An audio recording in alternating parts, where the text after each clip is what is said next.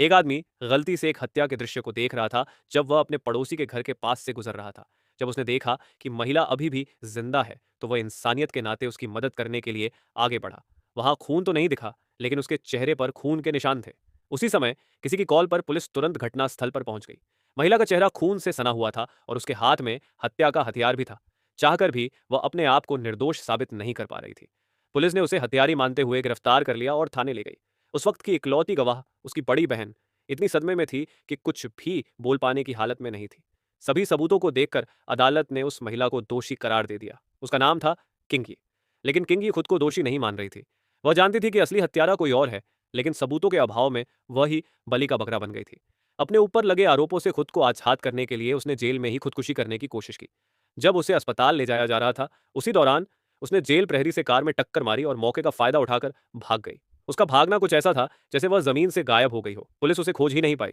Press conference में police अधिकारी गोंगबेन को जनता से माफी मांगनी पड़ी और उन्होंने वादा किया कि वे जल्द ही किंग ई को पकड़ लेंगे। लेकिन एक महीना बीत गया और पुलिस उसके बारे में कोई जानकारी नहीं जुटा पाई। टीवी और मीडिया में उसकी फरारी की खबर हर जगह फैली थी। लोग तरह तरह के कयास लगा रहे थे।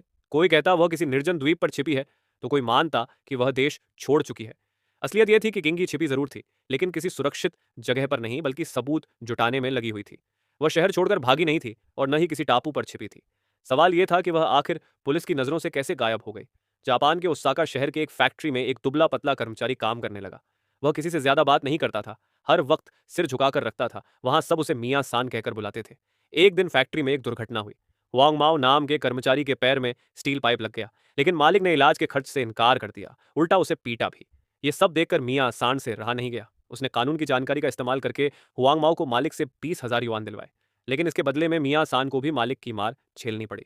हुआंग माओ ने जब उसका कमरा देखा तो वहां उसे केस लॉ के 6 नियम नाम की किताब मिली। उसने मजाक में पूछ लिया कि क्या मियाँ सांड वकील बनने की सोच रहे हैं।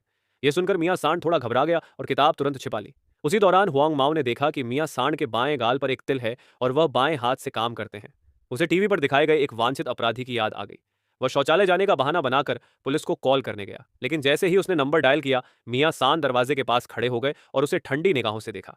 डर के मारे हुआंग माओ ने कॉल काट दी। जैसे ही लगा कि मियाँ सांड उसे मारने वाले हैं, तभी बाकी कर्मचारी काम से लौट आए। उधर पुलिस को कॉल संदिग्ध लगा और वह उसी रात फैक्ट्री पहुंची, लेकिन तब तक मियाँ सांड वहां से फरार हो चुके थे। दरअसल मियाँ सांड कोई और नहीं बल्कि वही फरार किंग यी थी,